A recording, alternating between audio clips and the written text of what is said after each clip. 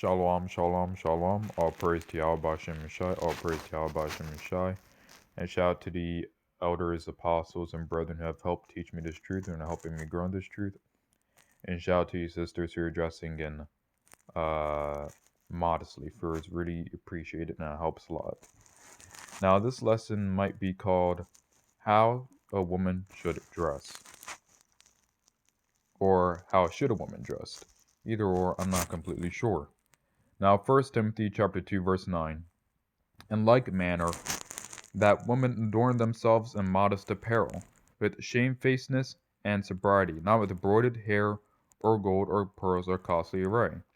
Now we're going to go into the word modest apparel, according to the blue letter.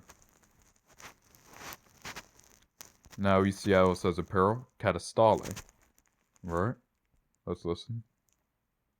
Strong's G 2689. Catastale. Catastale. Or catastale or catastale, right? Now let's see. A lowering, letting down, a garment let down, dress, attire. So we see that according to what it's referring here, it's what it says modest apparel is referring, it's referencing a garment let down, a dress, attire, a lowering and letting down, right? Now, we're going to go in a few articles about women wearing pants, and what we're going to do is we're going to see the evolution of the woman wearing pants. Now, it says that there was a time where women wore pants in like the 18 something, but we're not going to go there that far, right? But let's do this, okay?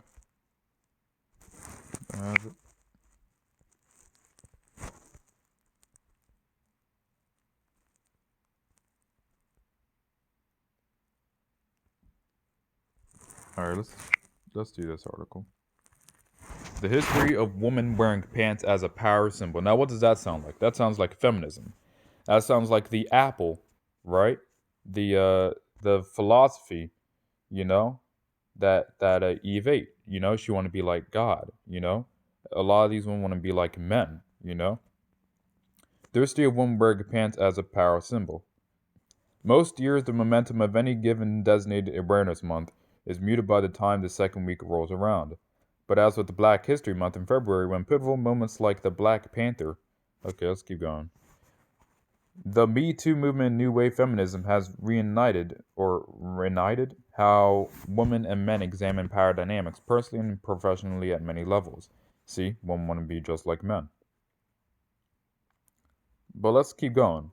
Off the runway, retailer Ann Teller is launching its Pants Are Power. Now I'm going to go to a scripture here and go to Deuteronomy, chapter 22, verse 5.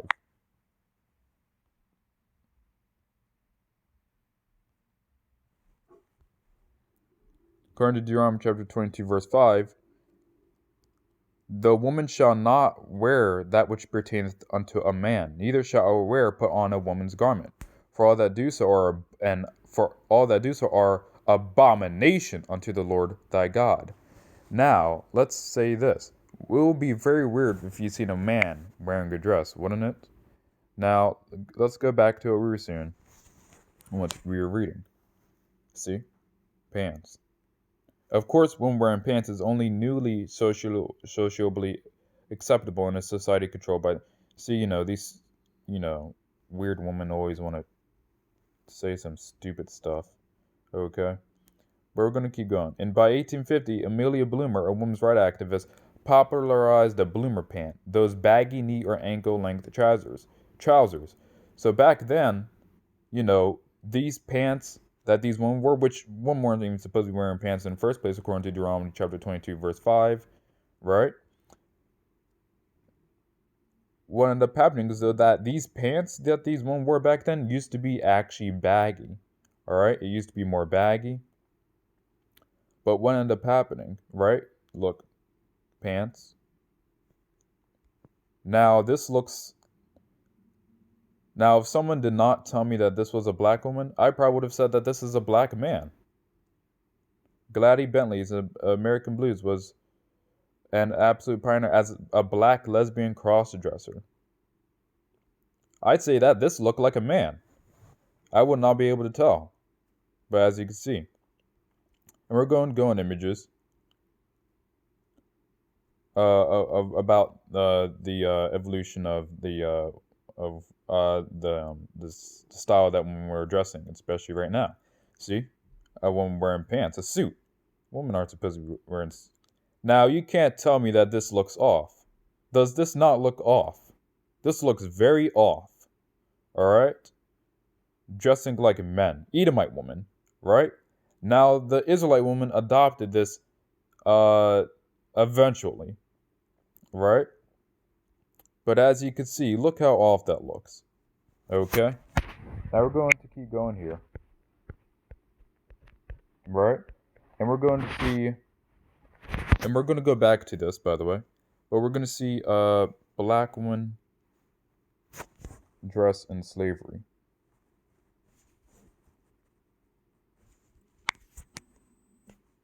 Black woman dress in slavery. Look, even when it was hot, they wore a dress. Now, this is what we're going to do. We're going to see the evolution of these women wearing pants. All right? And I'm going to go step by step as much as possible. I probably won't be able to do it completely, but stick with me. Woman, 1950 pants.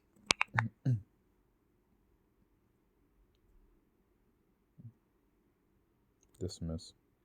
Look at that. All right? The pants at least used to be somewhat baggy.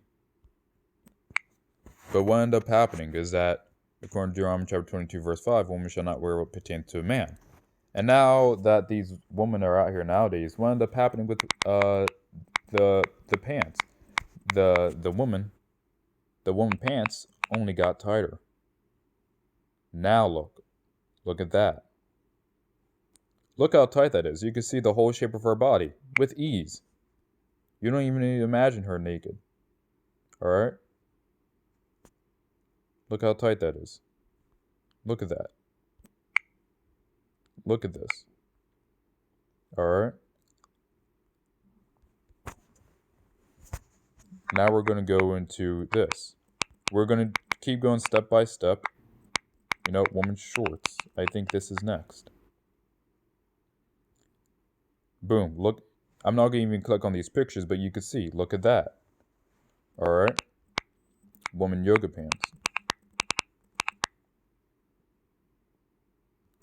And you get the point. You could basically see their camel toe. And you can see their thong underneath.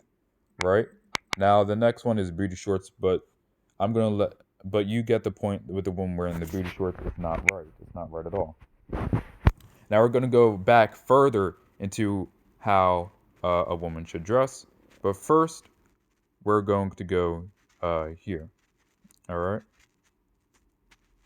We're going to go back to an article. All right?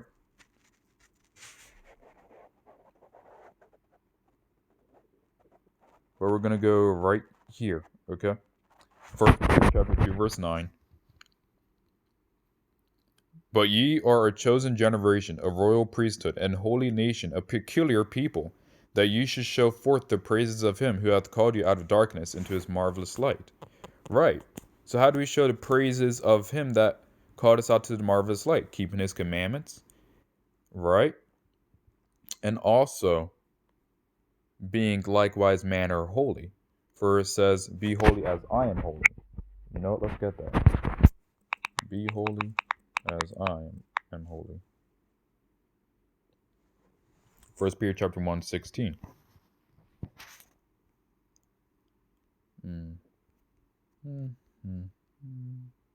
Because it is written, be ye holy, for I am holy. Right. So we're supposed to be holy. And would you say that those women wearing that is holy? No.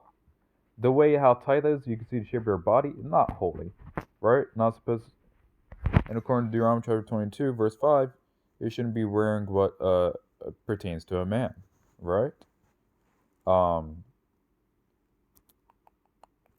But what ended up happening was that the Israelite woman, right? Because the Israelite woman the Israelite woman actually took longer to wear pants, right? But then the Israelite woman eventually fell after the Edomite woman. For Proverbs chapter 3, verse 31, envy thou not the oppressor, and choose none of his ways. Right, we aren't supposed to be doing what the other nations are doing, right? For the Lord is dealing with us. And 2, how about this? Mark chapter 9, verse 42. And whosoever shall offend one of these little ones that believe in me, is better for him that a millstone were hanged around his neck, and he were cast into the sea. Now you have stars like Ariana Grande. And we could just go on images, because that's how promiscuous she is. All right, all you have to do is just go on images, you know. But as you can see, Ariana Grande dressing a certain type of way, and what is she doing? She's causing little girls to become like her, right? And we know that this promotes the spirit of whoredom among little girls today. For if we go to Deuteronomy chapter 23, verse 17, there shall be no whore of the daughters of Israel, nor a sodomite of the sons of Israel. So daughters of Zion, you're especially not supposed to be a whore. You're not even supposed to be a whore. You're not supposed to be a whore at all. All right? And we're not supposed to be doing what these other nations are doing. For according to Deuteronomy chapter 7, verse 9, know therefore that the Lord thy God, he is God, the faithful God, which keepeth covenant and mercy with them that love him, keep his commands to 1,000 generations. Interesting. Where's KJV? Deuteronomy chapter 7, verse 9.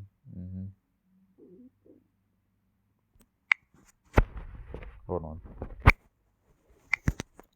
Above the people of the face of the earth.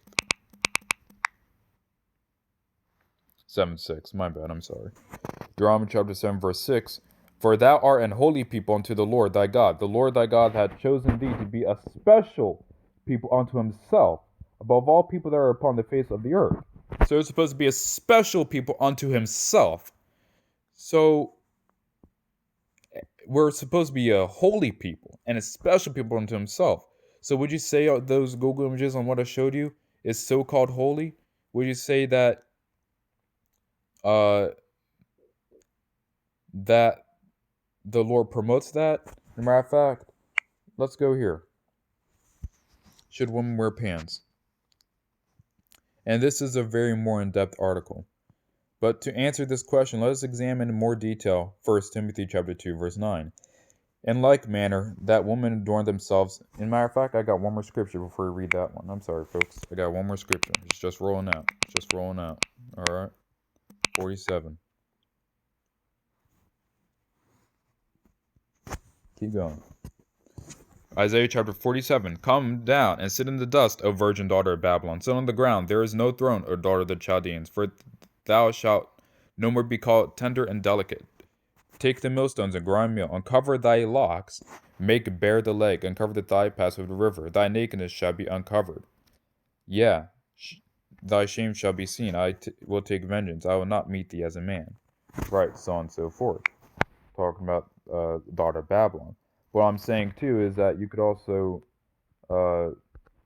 draw something that a woman covering her thigh was showing a part of her nakedness like that, right?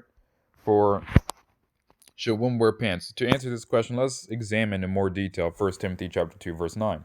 In like manner, that women adorn themselves in modest apparel, with shamefacedness and sobriety. Modest apparel in the original Greek is kosmios katastale.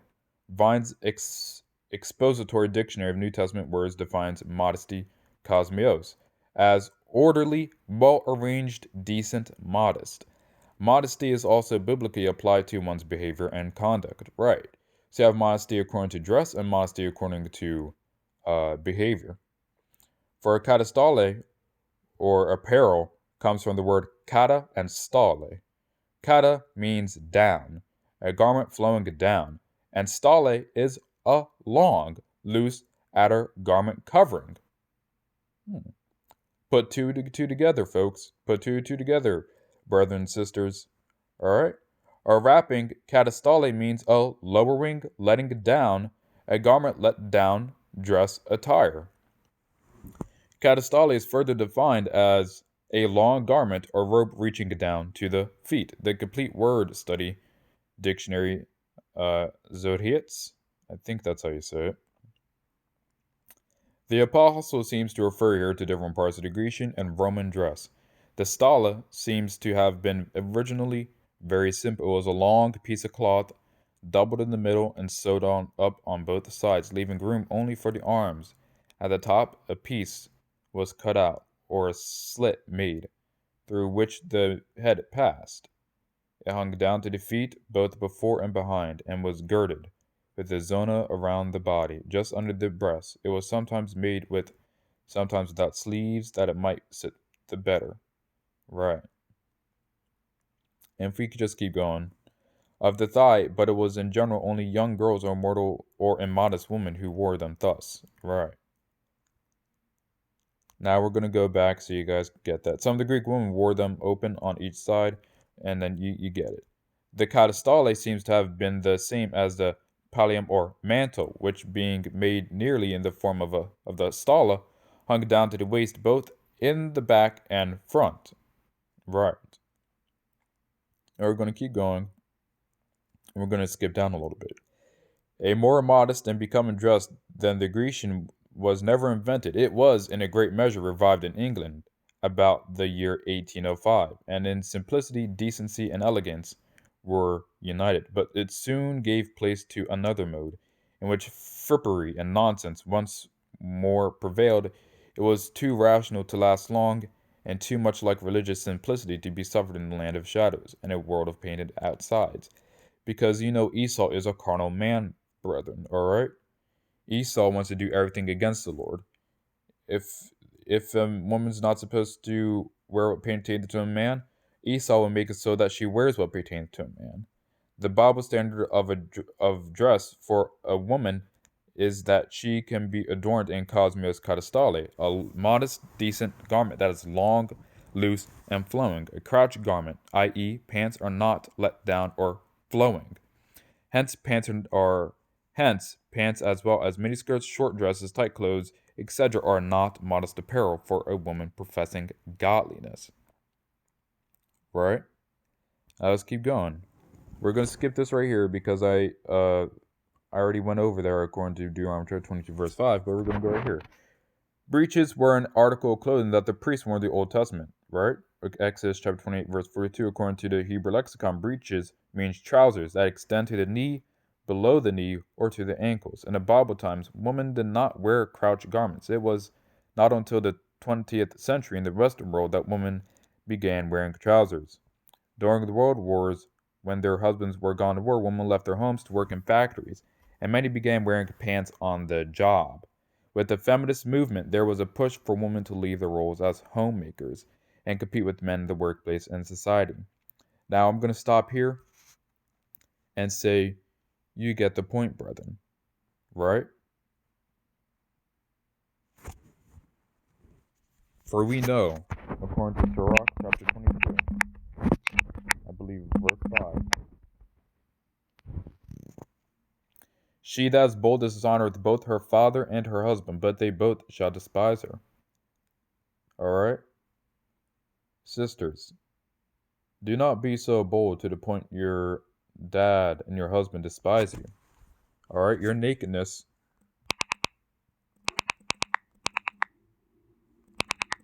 is only for your man.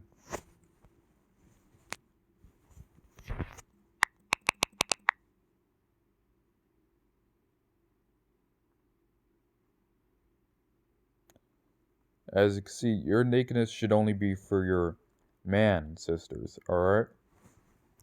I've been in times where, and right here, I'm gonna end off with a scripture, but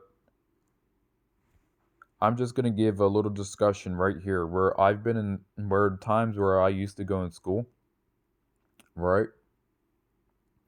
And I would see these women wear pants, tight pants, by the way, and yoga pants, right?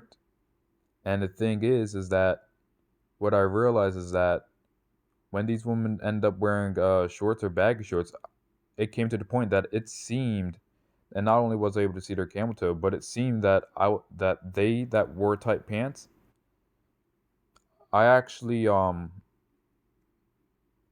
it looked better than their actual body, because what happens is that the tight pants um shows the curviness of the body, right? And when I was seeing the pants and yoga pants, I was like, actually, her naked body actually. When I say naked body, I mean when I seen her legs, I was like, the pants actually looks. The tight pants actually made it more sexual, more promiscuous. To the point when I seen the legs, I was like, yeah, but it looked better with the body, because what happened is that since the tight pants tightened the was so tight on the woman's legs, it showed the shape more clearly and more defined, right? So therefore, as men, we are visual, okay? But we also walk by faith and not by sight. So, what would happen is that because the woman would wear these tight pants, and if she were to get naked, what would happen is that she would basically ruin the experience. All right, the man will become desensitized. Okay, it's like that woman is walking as if she was naked the whole time. Now I'm gonna end it off with the scripture right here.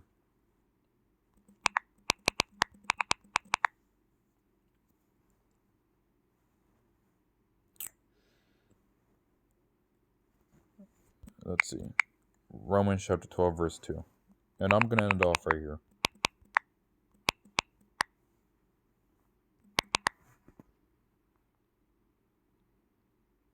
Romans chapter Romans chapter 12, verse 2. Be not conformed to this world, but be ye transformed by the renewing of your mind, that ye may prove what is that good and acceptable and perfect will of God, also known as Yahweh.